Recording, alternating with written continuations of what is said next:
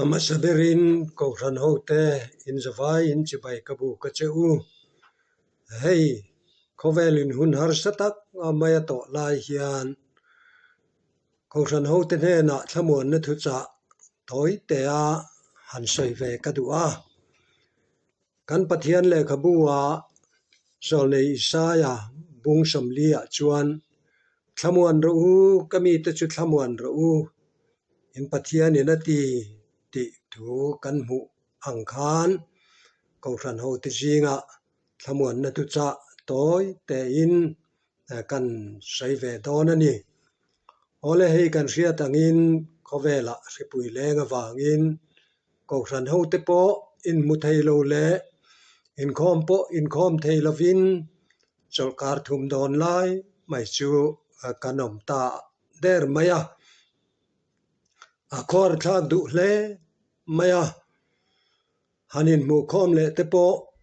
achak omina kha lel om hle mai amai ro chu a heng har sat na lo thlenga wang hian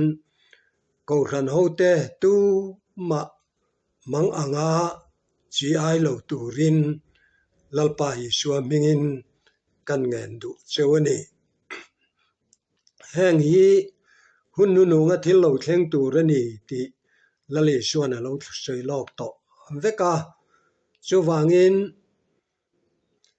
heng thil lo thleng te wang hian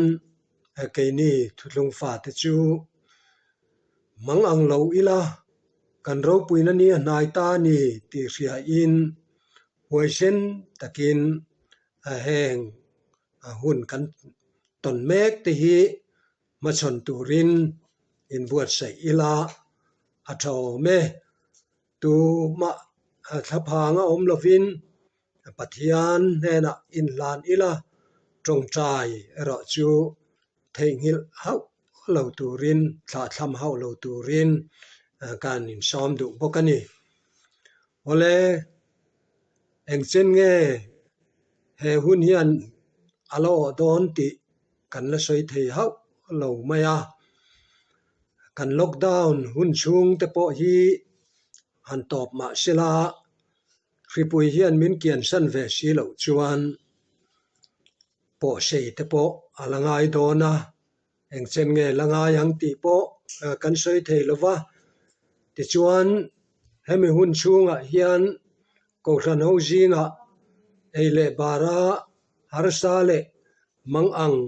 kan lo ompal ani poin in tharun na nei reng a reng lovin a ruai tu te ne na in riat tir zel ni sela kanin tran pui thei na angin kanin tran pui anga chutiang ang tur chuan kan ruai tu te po anin hongin anin phal emani ti kha i lo siang tin thil pakhat taksalama borsom na le damlo na nei te kan jinga kan lo om poin in fiatir zel ila in tlo po thailo ma ila phone mang te poin chanchin hanin ril ila ti chuan pathian ne na trong train kanin puizel donia chutiang ang ti tur chuan ke rong bol tu chak lo tak po hi kain pein kain huam ve rengani ti te kha kan riat tir du teuni ti chuan tir ko pola point hetiang hian min sila min ti chak tua chuan engkim ka ti thayani ati ang hian lalpa chuan ti theilowa om lova kan pathian thu bokin he prajiak tua chuan min sila pathian thu ya nunga thilati theya khandai riam ton ne ngang ai poin a riama ati in min sila khang te kha a thei hi hau lo ila tran pui thei na anga kanin tran pui don nia tin he hun har satak kan to lai me a hian mitin le chung katin ten lalpa ne na in hlanin ama polnan ti tak zeta lalpa polnan hun mang turin kangen du bok chewa ti tak zeta lalpa kan au chuan heng ripui te po hian lalpa mi te chu min na nang ve hau lawang ti hi karingin ka be sei tlatani achan chu kan pathian thua sam number som kuale pakhat na khan hetiang hian kan hmua all alpa nang chu kain hum him na inisia chungnung bera chu iom nan imanga thil thalo reng rengin atok lawang chia ri reng poin ipuan in anai bok hek lawang kachunga amangai na anga tlatawangin kachan himanga kaming arhiada wangin mun sanga kalang kayang tin kan pathian thua kan hmua tin sam number som ni le pathumna pokhan lalpa chumin veng tu ania katla cham lawang ti kan hmu boka chowang chuan lalpa hitla cham lo phot mai ila anin min vengin min thamuan don ani ti chuan zol nei sai ve khan o Zion harla ichak nei belro o Jerusalem ko pui thiang lim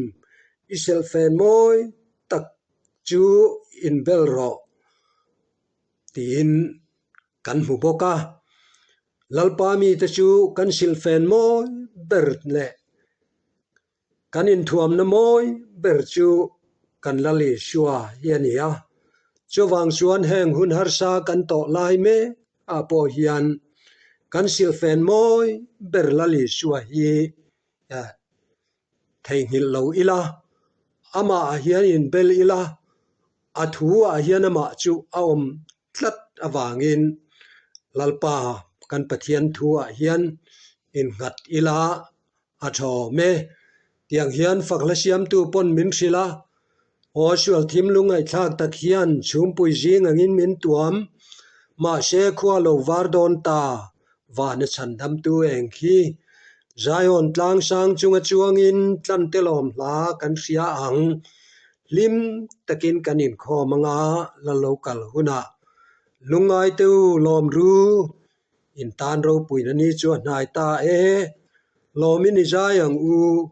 kan lal ber kan nga chu alo kal don ta ati in